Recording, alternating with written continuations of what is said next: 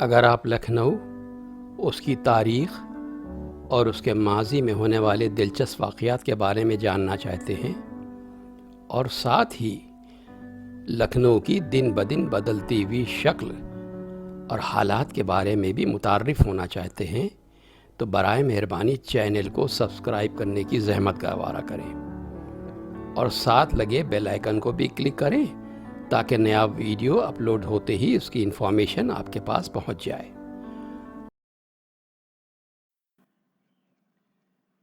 हमारा शहर लखनऊ न सिर्फ ये कि एक दुनिया से निराला शहर है, बल्कि इसकी तारीख बहुत पुरानी है। ये कदीम तारीख की अहमियत का हामिल है और यहाँ का अंदाज ज़िंदगी के हर शोबे में अजीब व गरीब और निराला है। यहाँ दो चीज़ें बहुत ख़ास हैं जिसका ज़िक्र इसमें मैं करने की कोशिश करता हूँ। एक तो ये कि जब सावन का महीना आता है तो लखनऊ वालों के लिए शिव की भक्ति का महीना ख़ास अहमियत का हामिल है। इसकी वजह यह है कि यहाँ पर दो मंदिर ऐसे हैं जो बहुत पुराने हैं, कदीम हैं। एक तो बादशाह नगर और डालीगंज के मिले जुले इलाके में मनकामेश्वर मंदिर, और दूसरा चौक के इलाके में कोणेश्वर मंदिर या कोणेश्वर महादेव मंदिर।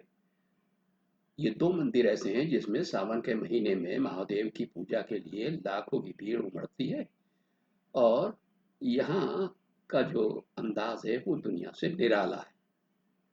अब चौक की सड़क जिस मकाम पे ख़त्म होती है और वहाँ से एक चौराहा है और वो चौराहे से सीधी सड़क चली गई है लाजपत नगर यानी नेपियर रोड की तरफ, और बाईं तरफ जो रास्ता कटा है वो मलियाबाद की तरफ गया है। और इन दोनों सड़कों के मिलान से एक कोना जैसा बन गया है। तो ये भी कहा जाता है कि इसको कुछ लोग कोनेश्वरों या कोनेश्वर महादेव का मंदिर कहते हैं, क्योंकि ये मंदिर भी कोने पे है। और इस मंदिर की खास बात यह है कि आम मंदिरों की तरह इसमें बाबा शिवलिंग के रूप में एक कोने में विराजमान है, जबकि आमतौर पर सारे मंदिरों में शिवलिंग मंदिर के बीच में होता है। और इसके इस तरीके से स्थापित होने से इसको भी कोणेश्वर का नाम दिया गया है। नाम बिगड़ते बिगड़ते कोणेश्वर हो गया। और अक्सर लोग बातों में ये भी कहते सुनाई देते हैं कि जब मलियाबाद अगर जाना चाहते हो तो कोने सिरों से बस अड्डा है, वहां से बस ले लो, यानी वो बिगड़ के कोनेश्वरों भी हो गया। तो ये बहुत दिलचस्प बात है अपने में। जबकि इतिहास को अगर देखा जाए तो इसका जिक्र काफी पुराना है। कहा जाता है कि यहाँ पर पहले जंगल और वीराना था और यहाँ पर कौंडिन्य नाम के एक ऋषि का आश्रम था और जिसका उल्लेख अनेक प्राचीन ग्रंथों में भी मिलता है। ये भी कहा जाता है माँ सीता को वन में छोड़ने के लिए जब गमज़दा लक्ष्मण गोमती के तट पर बने इस आश्रम में रुके थे, जहाँ कौंडिन्य ऋषि ने अपने आश्रम में स्थापित शिवलिंग का अभिषेक करने एवं पूजा करने को कहा था। और इस बात का जिक्र वाल्मीकि ने अपनी रामायण में किया है। तो वो कौंडिन्य नाम के जो ऋषि थे उनके नाम को भी बिगड़ते बिगड़ते कोणेश्वर नाम पड़ गया और ये काफी मशहूर है। अब लखनऊ के जो हिंदू हैं वो इस बात से अच्छी तरीके से वाकिफ है कि यहाँ की ठंडाई सारी दुनिया में मशहूर है।